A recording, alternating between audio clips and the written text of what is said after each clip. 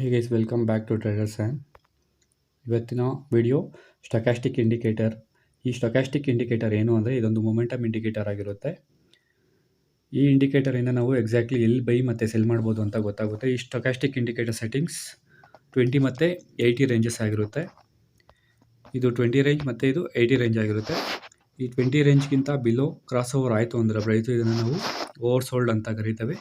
ಮತ್ತು above line ಇದ್ರ ಮೇಲೆ ಕ್ರಾಸ್ ಓವರ್ ಆಯಿತು ಅಂದರೆ ಓವರ್ ಬಾಟ್ ಅಂತ ಕರಿತೇವೆ.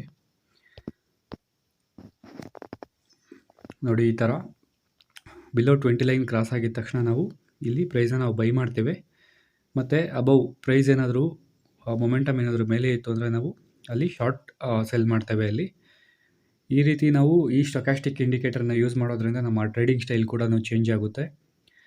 ಎಕ್ಸಾಂಪಲ್ ನೋಡಿ, ಈ ರೆಸಿಸ್ಟೆನ್ಸ್ ಝೋನ್ ಇದೆಯಲ್ಲ, ಈ ರೆಸಿಸ್ಟೆನ್ಸ್ ಝೋನ್ ಇಲ್ಲಿ 1 2 3 ಇಲ್ಲಿ 3 ಟೈಮ್ಸ್ ಇಲ್ಲಿ ಟಚ್ ಆಗಿರುತ್ತೆ ಇದು. ಸೊ ಅದನ್ನು ರೆಸಿಸ್ಟೆನ್ಸ್ ಅಂತ ಕರಿತೇವೆ. ಎಕ್ಸಾಕ್ಟ್ಲಿ ಪ್ರೈಸ್ ರೆಸಿಸ್ಟೆನ್ಸ್ ನೋಡಿ, ಇಲ್ಲಿ ರೆಸಿಸ್ಟೆನ್ಸ್ ಝೋನ್ಗೆ ನೋಡಿ, ಇಲ್ಲಿ ಈ ಥರ ಓಕೆ ಇಲ್ಲಿ ಟಚ್ ಆಗಿದ ತಕ್ಷಣ ನಾವು ಸೆಲ್ ಮಾಡಬೇಕಾಗುತ್ತೆ. ಆ ಸೆಲ್ ಮಾಡೋದ್ರಿಂದ ನಾವು ಟಾರ್ಗೆಟ್ ಇಲ್ಲಿವರೆಗೂ ಫಿಕ್ಸ್ ಮಾಡ್ಕೊಬೋದು. ಸೇಮ್ ಇದೇ ಥರನೇ ಇದು ಓವರ್ ಸೋಲ್ಡ್ ಏರಿಯಾ ಇದು. ಸೊ ಪ್ರೈಸ್ ಇಲ್ಲಿ ಟಚ್ ಆಗಿದ ತಕ್ಷಣ ನಾವು ಬೈ ಮಾಡ್ಬೋದು. ಈ ಥರ ನಾವು ಮಾಡೋದ್ರಿಂದ ನಮ್ಮ ಪ್ರಾಫಿಟ್ ಕೂಡ ತುಂಬ ಇರುತ್ತೆ. ನೋಡಿ, ಇದೇ ಥರ ಈ ಸ್ಟೊಕ್ಯಾಸ್ಟಿಕ್ ಇಂಡಿಕೇಟರ್ ಏರಿಯಾ ಇದು ಓವರ್ ಸೋಲ್ಡ್ ಏರಿಯಾಗೆ ಬಂದಿದೆ ಇಲ್ಲಿ.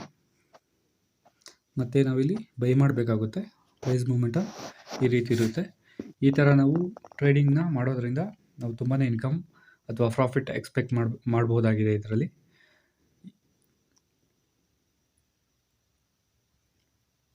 That's about this video guys. Thank you very much. ತುಂಬ ವಿಡಿಯೋಗಳಿಗೋಸ್ಕರ ನನ್ನ ಚಾನಲ್ನ ಸಬ್ಸ್ಕ್ರೈಬ್ ಮಾಡ್ಕೊಳ್ಳಿ. Thank you very much guys.